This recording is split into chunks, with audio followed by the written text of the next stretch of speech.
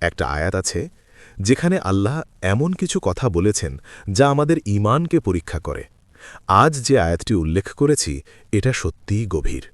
এটি সূরা আল ইসরা আয়াত ৬০ থেকে নেওয়া।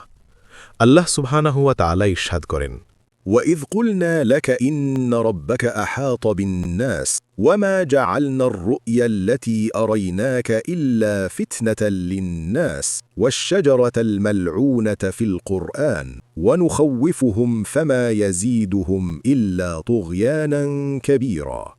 অর্থ, স্মরণ করুন আর যখন আমি তোমাকে বলেছিলাম যে তোমার প্রতিপালক মানুষকে ইলম দ্বারা পরিবেষ্টন করে আছেন।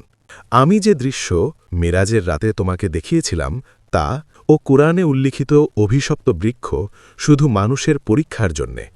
আমি তাদেরকে ভীতি প্রদর্শন করি, কিন্তু এটা তাদের তীব্র অবাধ্যতাই বৃদ্ধি করে। সূরা আল ইসরা আয়াত ৬০। এই আয়াতে আল্লাহ কয়েকটি গুরুত্বপূর্ণ বিষয় বলেছেন। তোমার প্রতিপালক মানুষকে ইলম দ্বারা পরিবেষ্টন করে আছেন। এর মানে আল্লাহ তার ইলম অর্থাৎ পূর্ণ জ্ঞান দ্বারা মানুষকে পরিবেষ্টন করে আছেন। অর্থাৎ আল্লাহ সব জানেন, মানুষের প্রকাশ্য ও গোপন সব কিছু তার জ্ঞানের মধ্যে, কেউ তার জ্ঞানের বাইরে না। গুরুত্বপূর্ণ বিষয় এখানে পরিবেষ্টন মানে শারীরিকভাবে ঘিরে রাখা না, বরং তার ইলম জ্ঞান আমাদের সব কিছু ঘিরে রেখেছে। জ্ঞান দিয়ে সব কিছু ঘিরে রাখা। আল্লাহ সব কিছু জানেন, কে কি করছে, কি ভাবছে, সব তার জ্ঞানের মধ্যে। কেউ আল্লাহর নিয়ন্ত্রণের বাইরে না।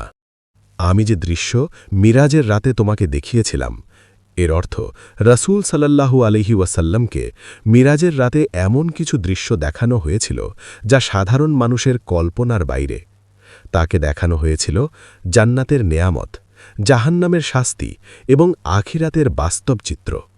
শুধু তাই না, এই রাতেই আল্লাহ তাআলা রাসূল সাল্লাল্লাহু আলাইহি ওয়াসাল্লামকে নিজের বিশেষ নৈকট্যে ডেকেছিলেন এবং উম্মতের জন্য উপহার হিসেবে দিয়েছেন ৫ ওয়াক্ত নামাজ। এই সব কিছুই ছিল মানুষের জন্য একটি বড় পরীক্ষা। যারা ঈমান আনে তাদের বিশ্বাস আরও মজবুত হয়, আর যারা অস্বীকার করে তারা আরও দূরে সরে যায়। মিরাজ শুধু একটি ঘটনা না, এটা আমাদের ঈমানের পরীক্ষা। অভিশপ্ত বৃক্ষ শাজারাতুজ জাক্কুম, এটা হল জাহান্নামের একটি গাছ। জাক্কুম কুরআনে একাধিক জায়গায় উল্লেখ আছে। যেমন এই আয়াতে বলা হয়েছে, এই অভিশপ্ত বৃক্ষ মানুষের জন্য পরীক্ষা। কাফেররা এটাকে নিয়ে ঠাট্টা করত। তারপর সূরা আস-সাফাত আয়াত ৬২। এখানে জাক্কুমের বিস্তারিত বর্ণনা এসেছে। এটা জাহান্নামের গাছ, এর ফল শয়তানের মাথার মতো ভয়ঙ্কর। জাহান্নামবাসীরা বাধ্য হয়ে এটা খাবে, তারপর পেট ভরে যাবে, এরপর গরম পানি পান করবে, তারপর আবার জাহান্নামে ফিরবে। সূরা আদ-দুখান আয়াত ৪৩। এখানে বলা হয়েছে জাক্কুম গাছ পাপীদের খাদ্য। এটি পেটের ভিতরে ফুটন্ত তেলের মতো জ্বলবে। সূরা আল ওয়াকিয়া আয়াত ৫২ থেকে ৫৫। এখানে বলা হয়েছে পথভ্রষ্টরা জাক্কুম খাবে, তারপর ফুটন্ত পানি পান করবে, এমনভাবে পান করবে যেমন তৃষ্ণার্থ উট পানি খায়। কাফেররা এটা শুনে মজা করত, বিশ্বাস করত না। তাই এটাও ছিল তাদের জন্য পরীক্ষা।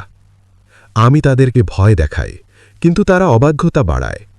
আল্লাহ কোরআনের মাধ্যমে সতর্ক করেন, ভয় দেখান, শাস্তির কথা বলে। কিন্তু কিছু মানুষ ভয় পায় না, বরং আরও গুনাহে ডুবে যায়। এই আয়াত আমাদের ৩টে বড় শিক্ষা দেয়। আল্লাহ সব কিছু জানেন, তাই গোপন পাপও লুকানো যায় না। কোরআনের বার্তা মানে পরীক্ষা। আপনি বিশ্বাস করবেন না অস্বীকার করবেন, এটাই পরীক্ষা। সতর্ক বার্তা সবার জন্যে। কেউ হিদায়েত পায়, কেউ আরও পথভ্রষ্ট হয়। একই কোরআন একজনকে জান্নাতের পথে নেয়, আরেকজনকে দূরে সরিয়ে দেয়। নির্ভর করে মানুষের অন্তর কেমন। শুধু সত্য শোনা যথেষ্ট না, সেই সত্য গ্রহণ করাই আসল।